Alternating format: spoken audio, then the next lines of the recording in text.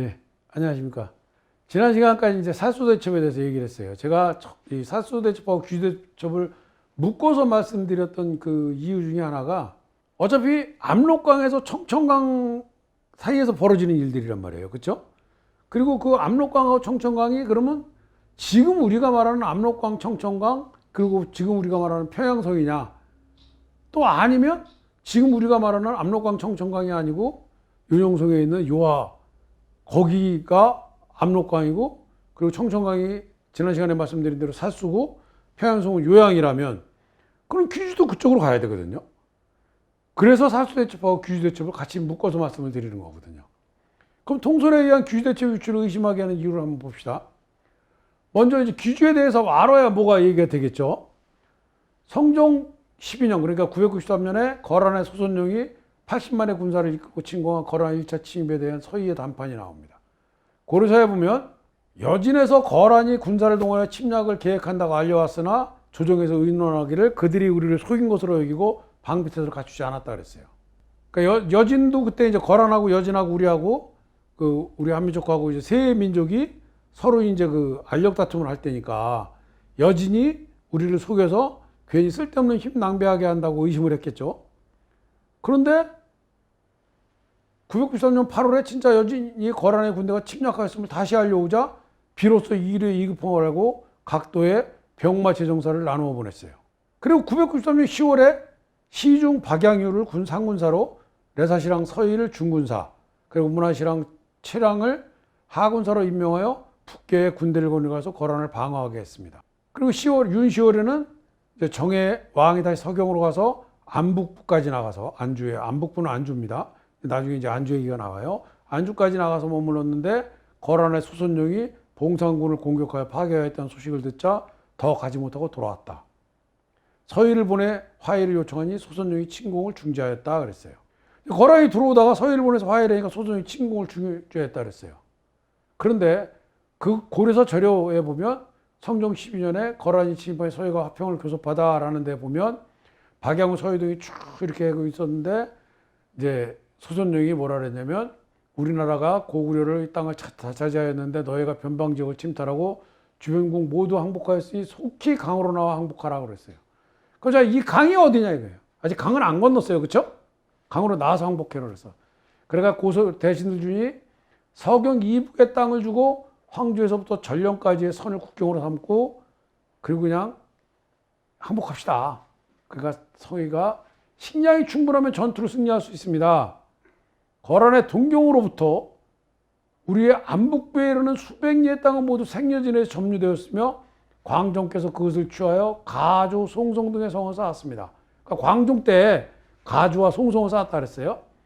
거란이 침입한 뜻은 이 두 성을 차지하고자 한 것에 지나지 않으면서도 고구려 옛 땅을 취하겠다고 하는 것은 실제로는 우리를 두려워하는 말입니다. 서희 얘기는 광종 때 우리가 점령한 가주와 송송을 찾으러 온 거지 쟤들이 뭐 다른 거 해러 온 거 아니다. 그러니까 항복할 필요 없다. 그리고 삼각산 이북 지역 또한 고구려의 옛 땅인데 지금 땅을 나눠준다면 만세의 수치가 될 것입니다 라고 했어요. 서희는 안 된다는 거죠. 그러니까 소선용이 오래되었는데 대답이 마침내 안웅진을 공격했습니다. 그리고 중량장 대도수와 낭장 유방이 맞서 싸워서 이겼어요. 소선용이 다시 전진하지 못하고 사람을 보내 항복하고 재촉했어요. 왜? 들어왔더니 중량장 대도수랑 낭장 유방이 맞서 싸워서 소선용이 졌는데 어떻게 오겠어요? 그러니까 전진을 못하죠. 그러니까 서희가 스스로 강화사실로 나갈 것을 자처했어요.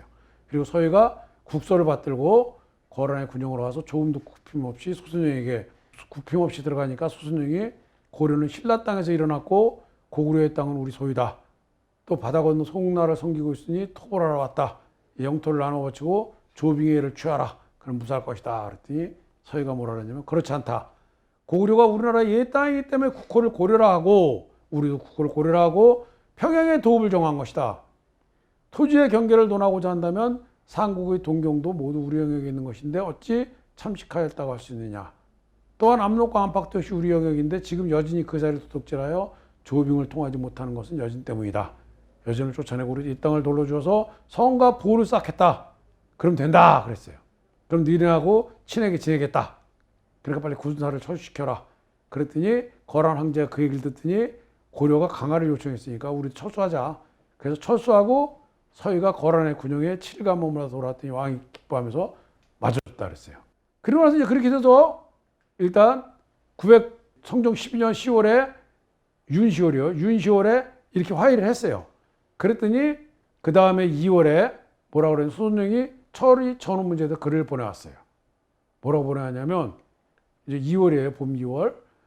요즘 받던 우리 황제의 명령에 말씀하시기를 다만 고려와는 좋은 후호 관계가 일찍부터 통하였고 국경이 서로 맞닿았다. 비록 작은 나라가 큰 나라 섬김에 진실로 합당한 규범과 의례가 있지만 그 처음과 끝을 살펴본다면 모름지기 오래도록 우호 관계를 남겨야 한다. 만약 미리 대비책을 마련하지 않으면 사신의 길이 막힐까 걱정이다. 아까 그랬잖아요. 여진이 막고 있어서 니네랑 우리랑 못 가는 것뿐이다. 그랬더니 따라서 고려와 서로 상의하여 길의 요충지와 성곽과 해자를 쌓아 만들도록 하라고 우리 황제께서 말씀하셨으니까 해자. 그래서 내가 황제의 명령을 받고 생각해 보니까 압강 서쪽 마을에 나는 5개의 성을 쌓을 것이다. 3월 초에. 그러니까 고려의 대왕께서 미리 지휘해서 안북부, 아까 안주라 그랬죠. 안주로부터 압강 동쪽에 이르기까지 총 280일사의 적당할 지역들을 돌아다니고 뭐 거리에 몰고 가는 이렇게 해서 어떻게 쌓을 건지 우리한테 알려달라 그랬어요. 자, 압강은 압록강입니다. 압록강 서쪽에 자기네가 5개 쌓을 테니 동쪽에 우리 보고 5개 쌓으라 그랬어요. 만약에 압록강이 지금의 압록강이라면 서쪽에 쌓아요? 서쪽에 어디다 쌓아? 바다에다 쌉니까? 압록강 서쪽은 서해 바다예요. 그렇죠? 발해만. 그럼 우리 동쪽에다 쌓아? 그럼 또 어디다 쌓아? 두만강에 쌓아요? 그건 아니잖아요. 아까 말씀드린 그 요하가 압록강이 맞다면 서쪽에는 우리가 쌓을 테니까 동쪽에 니네가 쌓아가 맞잖아요. 그렇죠? 지금의 압록강이라면 남북으로 싼다고 그래요. 남에 우리가 살 테니까 니네가 싸고 북에 우리가 살 테니까 니네가 싸고 뭐 이런 식으로 얘기를 해야 되잖아요. 그렇죠? 그 다음에 고려사, 그렇죠. 그러고 났더니 그래, 그럼 이렇게 쌓겠다 해서 고려사 절에 보면 강동 6주를 기록합니다. 평장사 서익에게 명하여 병사들을 끌고 가서 여진을 축출하고 장흥진, 귀화진 두 진과 곽주, 규주, 구주, 이게 거북구자라 구주라고도 그러고 규주라고도 그러는 거예요. 규주 두 곳에 성을 쌓게 했다. 그 다음에 서익에게 명해서 안흥진과 흥하진의 성을 쌓았다. 그럼 여기 6주가 됐어요. 그렇죠? 그런데 또 서익에게서 명해서 선주와 맹주 두 곳 쌓았다. 6주라는데 왜 8주야? 지금 통솔에서는 흥하진, 용주, 통주, 철주, 곽주, 귀주에 6개, 그래서 강동 6주라는 거거든요. 근데 그 강동 6주라는 것 자체도 요하 동쪽이니까 강동 6주라는 거예요. 지금의 압록강이 아니라. 그럼 강남 6주가 되지. 어쨌든 간에 강동 6주인데 8주는 고려철에 보면 분명히 8주예요. 그렇죠? 그런데 고려사에 보면은 또 그 8주에 하나가 더 늘어나. 영주에 성을 쌓았다 해요. 영주에. 근데 고려사 절요에서는 그 8주를 쌓을 때 선주와 맹주에도 서희에게 명해 썼다 이렇게 했는데 고려사는 뭐 선주와 맹주는 서희라는 얘기가 서희한테 명했다는 얘기가 안 나오거든요. 하여간 선주와 맹주에 썼으니까 앞에서 그랬으니까 그렇겠죠. 그런데 그 사이에 영주의 성을 쌓아요. 그러니까 맹주의 성을 쌓기 전에. 그러면 저것도 그때 성을 쌓았으니까 같이 들어가야죠. 그럼 구주가 아닐까 하는 생각을 저는 해요. 그래서 어쨌든 간에 이렇게 9주 또는 8주가 강동 6주로 변하는 게 희한하게 변합니다. 왜 희한하게 변하냐면 안정복이 쓴 조선시대 안정복이 쓴 동사강목에 보면 서희가 여진을 내쫓고 994년에 장흥진, 귀화진 그리고 이 안정복이 뭐라고 토를 달았냐면 두 주는 지금 위치미상 그리고 귀주, 곽주 지금의 귀송과 곽산 그리고 안희진 지금의 귀송부 남쪽 170 지점 흥하진 지금의 의주 남쪽 55리 지점 선주 지금의 선천과 맹주 지금의 맹산의 성을 쌓았다래요. 그래서 8개 성을 쌓았다는 거는 안정복은 그렇게 해요. 그렇게 8개는 맞는데 자주간 장흥진하고 귀화진은 위치미상이다. 그런데 청나라 필원의 속자치통감에 뭐라고 나오냐면 요나라가 고려왕의 입조를 요구하자 고려가 이를 거부한 데 대하여 황제가 흥화, 통주, 용주, 철주, 곽주, 귀주 6개 성을 취하도록 명하였다. 이랬더니 여기서 6개 성으로 베끼는 거예요, 이게.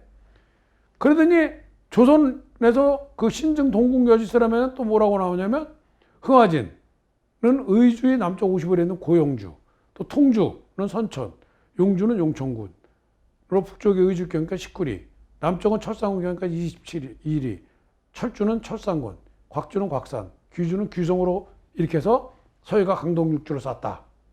그래서 이게 흥화진, 통주, 용주, 철주, 곽주, 귀주가 되는 거예요. 그러니까 고려사와 고려사 절여에 나오는 거는 하고는 많이 달라져요. 그렇죠? 그래갖고 강동 9주 내지는 강동 8주가 졸제 강동 6주로 바뀌는 것도 2개가 빠져갖고 강동 또는 3개가 빠져갖고 강동 6주로 바뀌는 것도 희한한데 그걸 아예 전부 압록강의 청천강 사이에 있는 그 지역하고 이름을 다 이렇게 맞춰놔요. 그리고 한지은의 해동 역사에서 송사를 이용해서 홍주, 철주, 통주, 용주, 귀주, 곽주. 송말의 마달님이 지은 문홍통고에도 흥원, 철주, 통주, 용주, 귀주, 곽주. 정약용의 아방강역에서 송사의 기록대로 육성이 옳다. 정약용은 아방강역에서 그래요. 송약의 기록대로 일단 뭐 8개니 어쨌니 그거 아니다. 초년의 장은 귀와 두성은 다음에 합쳐서 하나가 되면서 홍화로 이름을 바꿨다. 다만 고려사안의 맹주는 송사에서 용주, 철주가 되는데 장소가 서로 맞지 않는다. 송사가 맞다. 이래가면서요. 그래서 우리나라 사학계에서는 어떻게 했냐면 고려사 절여액 9개로 되어 있었다 그랬잖아요. 8개 혹은 9개 고려사랑. 또 나 동사항모의 기록에 대해서 5기 또는 설치 간지 오독에 따른 오해 2층의 중복 기재 등으로 보고 중국의 속작지 통관과 송사의 기록을 근거로 신증 동국 여지승남에 기록된 대로 흥화진, 용주, 통주, 철주, 귀주, 곽주를 강동 6주로 정리하고 신증 동국 여지승남과 아방강역에 기록된 평안도에 그 위치를 그대로 설정합니다. 그런데 이 강동 9주 또는 8주 이거에 대한 이제 논쟁이 시작돼요. 청나라 양동계가 편찬한 성경강역고라는 책이 있어요.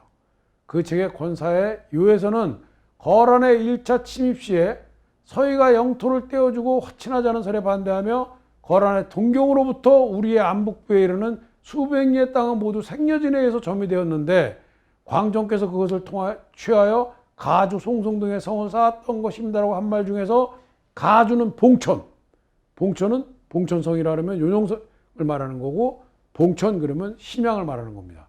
그 봉천 경내에 있다. 그러니까 요령성 경내에 있다는 거예요.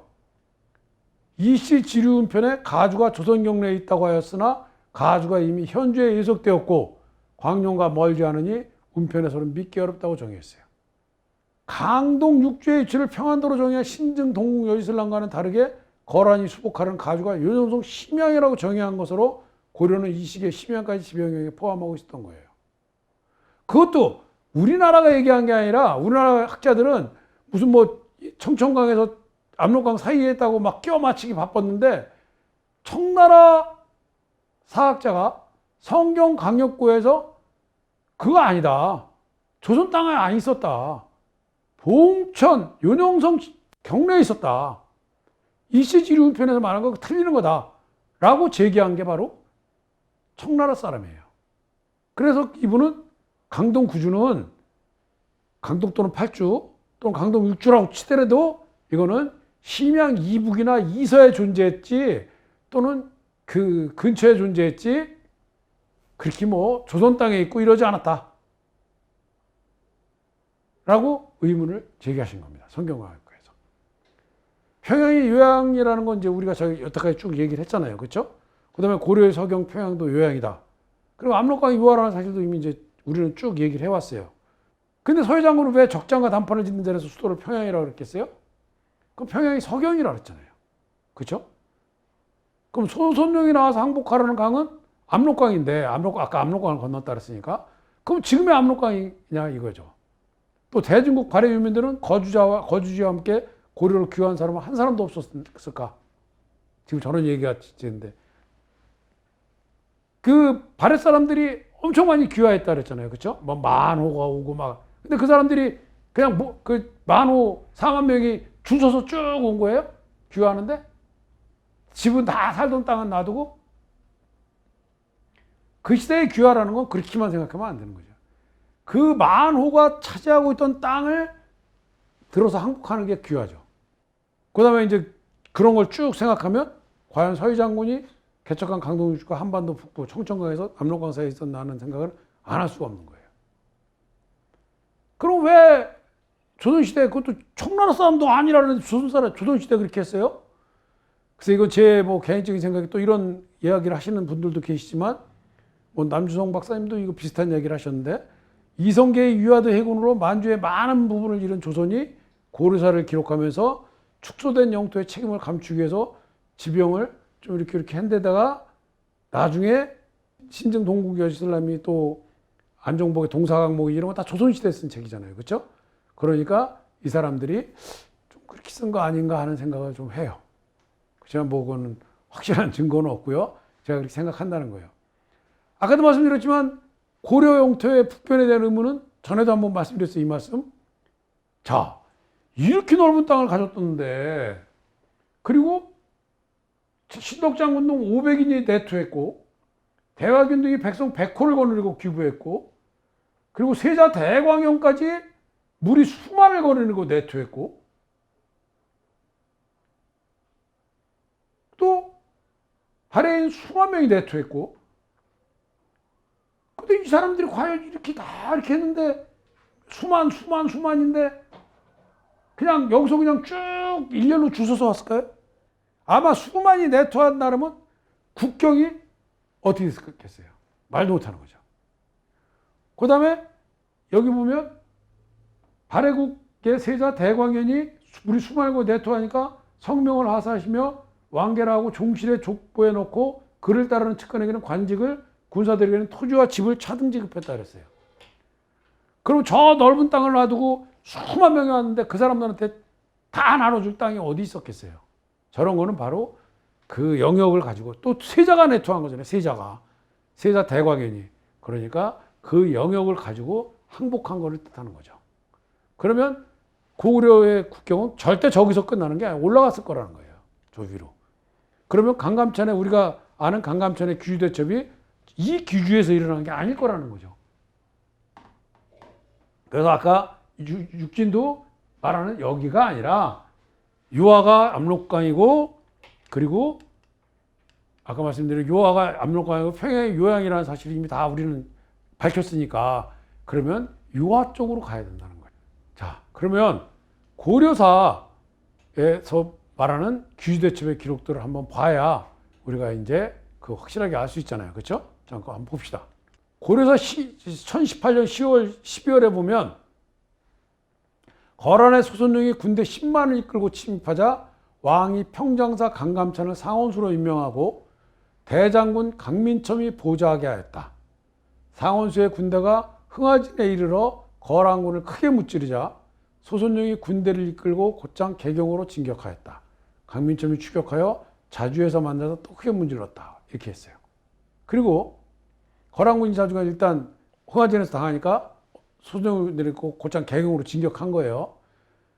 이건 이제 그 육진을 다 쌓아놓고 난 뒤에 얘기예요. 그래서 3차 침입 때니까. 그리고 고려사 겨루에 보면은 바로 뭐라고 되어 있냐면, 거란의 부마 소선령이 군사를 거느리고 와서 침략하면서 10만 명의 군대라 칭하였다. 왕은 평정사 강감찬을 상원수로 삼고 대장군 강민첨으로 하여금 그를 보좌하게 하여 병사 20만 8,300명을 거느리고 영주에 주둔하게 하였다. 흥하진에 이르자 기병 12,000명을 선발하여 산골짜기 한가운데 매복시키고, 또한 굵은 줄로 세 가죽을 끼워서 성 동쪽의 큰 강을 막고서 적군을 기다리다가 적군이 이르자 막았던 강을 터뜨리고 보병들을 보내서 적을 크게 격파하였다. 소선령이 병사들을 이끌고 곧장 경성으로 달려가자 강민첨이 추격하여 자주의 내구산에 이르러 그들을 크게 패배시켰다. 신랑 조원도 또한 마탄에서 공격하여 만여 급의 목을 베거나 사로잡았다. 이제 흥하진에 이를 때 이렇게 했어요. 그러니까 흥하진이 어디죠? 우리가 말하는 데라면 여기에요. 여기서 일단 1차 대승을 거뒀어요. 그렇죠? 그리고 나서 1월 3일 날, 음력 1월 3일이죠. 봄, 정월 신유, 소선령이 신은년에 이르렀는데 개건과의 거리가 100리였다. 왕이 성 밖에 백성들을 가두고 성 안으로 들어오게 하여 청야 전술로 거란군을 대비하였다. 그리고 그런데 고려서 절에 보면 거란군이 도성에 접근하자 강감찬이 경계를 강화했다 그랬어요. 강감찬이 김정은을 보내어 병사 만을 거느리고 길을 서둘러 가서 경성으로 들어가서 호위하게 했다. 그리고 고려서 절에 보면 또 같은 날 경성 근처에서 순종이 적군을 격파했다 그랬어요. 그리고 1월 23일 날은 거란이 군사를 되돌려 연주 유주에 이르니 강감찬 등이 급습해서 500여 명의 머리를 베었다 그랬어요. 그리고 2월 초 기축 초하룻 날 거란군이 귀주를 지나가는데 강감찬 등을 맞이해서 크게 싸워 크게 무찔러서 살아가는 데가 겨우 수천 명이 따랐어요. 이게 바로 귀주대첩이에요. 그러니까 흥하진에서 일단 한번 박살을 내고 그 사람들이 내려와서 개경을 침입하려는 걸 막아갖고 이 사람들이 이제 도로 귀주를 지나가는데 도로 가는데 거기서 급습을 해서 거기서 무찔러서 살아가는 데가 수천 명이라는 얘기잖아요. 똑같은 얘기를 고려에서 절에서 뭐라 그러냐면 거란의 병사들이 귀주를 지나가자 강감찬 등이 동쪽 교회에서 격전을 벌였으나 양쪽 진영이 서로 대치하여 승패가 나지 않았다. 이때 김정은이 병사들을 이끌고 도달하였는데 호련히 비바람이 남쪽으로부터 불어와 깃발들이 북쪽을 향해 휘날렸다. 아군이 그 기세를 타고 분발하여 공격하니 용맹한 기운이 배가 되었다. 거란군이 북쪽으로 달아나자 아군이 그 뒤를 쫓아가서 공격하였는데 석천을 건너 반령에 이르기까지 쓰러진 시체가 들을 가득 채우고 노획한 포로, 말, 락타, 갑옷, 투구, 병장기는 이르다 셀 수가 없었으며 살아서 돌아간 적군은 겨우 수천인에 불과하였다. 거란의 병사들이 패배한 것이 이때처럼 심한 적이 없었다. 거란의 군주가 그 소식을 듣고 크게 노하여 사자를 보내어 소선종을 책망하며 말하기를 네가 적을 가볍게 보고 깊이 들어감으로써 이 지경에 이르게 되었으니 무슨 면목으로 나를 볼 것인가? 짐이 마땅히 너의 낫가죽을 벗겨낸 이후에 죽일 것이다 라고 하였다. 이렇게 되어 있어요. 그러면 거란의 병사들이 귀주를 지나가는데 강감찬이 깃발들이 북쪽을 향해 휘날리는 걸 보고 그 남쪽에서 북쪽으로 향해 휘날리는 걸 보고 그러면 우리가 공격해도 저 북쪽으로 도망가는 애들 얼마나 죽일 수 있다 그래갖고 공격했다는 거잖아요. 그렇죠? 그리고 살아 돌아간 게 몇천 명이라 그랬어요. 그리고 그렇게 다 물리치고 난 다음에 강감찬이 개선해서 상군이 승리하고 돌아와 노획물을 바치니 왕이 친히 영파역에서 맞이하고 채봉을 엮고 음악을 준비하여 장수들과 병사들에게 연회를 베풀어줬다. 금으로 만든 꽃 8가지를 친히 강감찬의 머리에 꽂아준 후 오른손에는 금으로 된 술잔을 왼손에는 강감찬의 손을 잡고서 위로하고 찬탄하기를 그치지 않으니 강감찬이 절을 올려 감사의 뜻을 표하면서 몸둘 바를 몰랐다 그랬어요. 그리고 이어서 영파의 흥의로 바꾸고 영리들의 공복과 하사여 주연과 아전들을 동등하게 대해주었다. 먼저 고려서 절에도 똑같이 나와요. 상군의 노를 치료하고 또 고려사에도 똑같이 나오고요. 어쨌든 간에 강감찬은 귀주에서 대승을 거둔 거예요. 근데 우리가 이제 흔히 이렇게 전해지기는 어떻게 전해졌냐면 귀주에서 강감찬이 강을 막고 거기에 소가죽으로 강을 막고 그래서 이 사람들을 물리친 걸로 그렇게 나와요. 그렇게 우리는 전해 들었어요. 그렇죠? 그런데 그게 아니고 실제로 그런 거는 처음에 들어올 때 흥화진이고 그리고 귀주대첩은 나중에 그 퇴각하는 그 사람들을 공격해서 그렇게 이긴 거죠. 아까 사수대첩도 마찬가지잖아요. 그런데 요사에는 이게 뭐라고 되어 있냐면 요사에도 이제 그 귀주대첩에 대해서 기록이 되어 있습니다. 요사의 기록은 뭐라고 되어 있냐면 거란 3차 침입과 귀주대첩 이래갖고 개태 7년 그러니까 AD 1018년 고려 현종 9년에 조칙을 내려 동평군왕 소배압을 도통, 소허열을 부도통, 동경유사 야율팔가를 도감으로 삼아 다시 고려를 정벌하게 하였다. 12월에 소배압이 고려와 차하, 타하 사이에서 싸웠는데 요나라 군사가 많이 불리하여 천운, 우피실 2군에서 물에 빠져 죽은 사람이 많았으며 천운 군상은 해리, 요련장성은 아가달, 객성사 작고, 요련장성온 아가달, 객성사 작고, 발해장 온 고청명 등은 싸움터에서 모두 전사하였다 그랬어요. 고려사랑 고려사 절에는 계속 거란 장군이 소손령으로 나왔거든요. 근데 여기에는 요사에는 소배합으로 나왔어요. 그렇죠? 소배합은 소손령 형이에요. 그러니까 우선 적장이 이름이 달라. 이 요사에서는 소배합을 보냈다 그러고 소손령에게는 나오지도 않는데 고려사에는 소손령이 싸운 걸로 돼 있어요. 그리고 소손령이 적군 깊이 들어가서 네가 그러는 바람에 그렇게 죽었으니까 내가 낙가죽을 벗겨내 죽일 거라고 그 거란 군주가 대노했다 그랬는데 여기는 또 그런 얘기도 없어요. 그렇죠? 그래갖고 그냥 요새 이렇게 사람들이 많이 죽었다. 이게 적혀 있는 게 끝이에요. 귀주대첩에 관한 이야기는.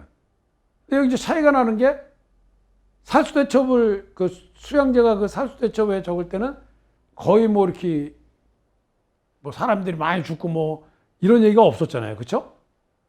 대패하고 이런 얘기가 없었잖아요. 그런데 요나라는 그래도 이렇게 적었어요. 왜? 요나라는 한족이 아니거든. 요나라 역사는 중국 역사가 아니잖아요. 거란족이 중국을 지배했던 역사지 중국 역사가 아니죠. 물론 전체를 지배하지 못했어요. 반 정도 지배했으니까. 그렇지만 하지만 중국 역사는 아니잖아요. 한족 중국이 춘추필법으로 자신들의 치부를 감추고 적은 살수대첩에 비하면 자신들의 역사를 아픈 역사를 많이 드러냈죠. 조금 아까 말씀드린 대로 거란의 요나라는 한족 축수국 역사가 아닌 거래요. 그리고 고려사의 기록과는 다르게 소배합을 도통으로 삼았다고 하면서 소배합이 차하 타하 사이에 싸웠다고 했으므로 강동구주 위치를 바르게 정하기 위해서는 차와 타하를 찾아야죠. 이게 과연 차와 타하가 평안도의 하천에인가? 그걸 찾아봐야 되는 거잖아요. 우리가 압록강 밑으로 집어넣었지만 그럼 차와 타하랑 그러면 어디 있었던 건데? 이거를 알면 금방 얘기가 되죠. 자, 그럼 기주를 찾기 위해서 추적을 한번 해보도록 합시다. 네, 오늘 시간이 다 됐으니까 이 시간에는 여기까지 하고요. 다음 시간부터는 귀주를 찾기 위한 추적을 해보도록 하겠습니다. 예, 고맙습니다.